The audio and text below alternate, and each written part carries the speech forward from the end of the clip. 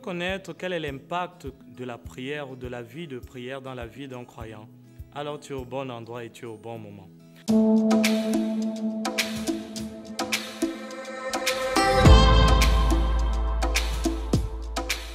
Dans les dernières sessions, nous sommes appesantis sur les bénéfices de la prière. Et aujourd'hui, nous allons encore continuer. L'un des bénéfices qui est associé à la prière est que la prière rend disponible la présence et la puissance de Dieu. En d'autres termes, la prière rend la présence et la puissance de Dieu actives en toi, mais aussi également à travers toi. Nous connaissons des chrétiens aujourd'hui qui donnent l'impression d'être fatigués, épuisés, alourdis, constipés, disloqués, démantelés, déprimés, abattus par toutes sortes de circonstances. Pourquoi? Parce qu'ils ne prient pas. La Bible dit que si quelqu'un est souffrant, qu'il prie. Pourquoi prier alors que tu es souffrant? Pourquoi ne pas aller à l'hôpital? Pourquoi ne pas appeler un médecin? Pourquoi ne pas prendre une perfusion? Parce que lorsque tu pries, la présence de Dieu qui réside en toi devient active.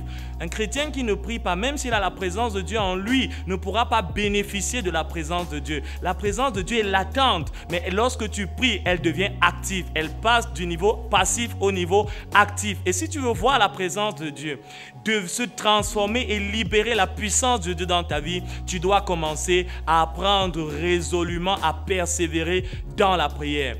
Dans le livre de Jacques, chapitre 5, à partir du verset 16 jusqu'au verset 18, la Bible nous déclare que la prière fervente du juste rend disponible une grande puissance. Le mot puissance, dans le contexte de ce passage, vient du mot grec dunamis ou dunamos, qui veut tout simplement dire une force œuvrante, une force agissante. Ce n'est pas une force latente, mais c'est une force œuvrante. Et lorsque tu commences à prier, avant que la présence et la puissance de Dieu ne commencent à agir à l'extérieur, elle commence d'abord à agir à l'intérieur. Elle libère la puissance surnaturelle de Dieu dans tes pensées, dans ta volonté, dans ton âme, mais elle libère aussi également cette puissance à l'intérieur de ton corps. Et ça, c'est ce qui se produit lorsque tu pries. La puissance de Dieu devient active en toi. La présence de Dieu commence à remplir ton âme. Elle commence à dominer tes pensées. Elle commence à dominer ton corps. Voilà pourquoi un enfant de Dieu qui prie effectivement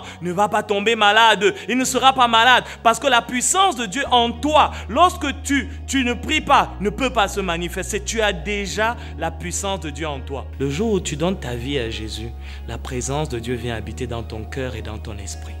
Mais si tu ne sais pas comment prier, si tu ne sais pas comment libérer cette puissance, tu vivras esclave et tu vivras comme un faible, tu vivras une vie de défaite alors que tu es plus que vainqueur par celui qui t'a aimé. La Bible déclare que celui qui est en toi est plus fort que celui qui est dans le monde. Il y a une puissance en toi qui sommeillait jusqu'ici et qui a besoin qu'en cette saison, tu deviennes un agent violent de prière pour pouvoir se manifester.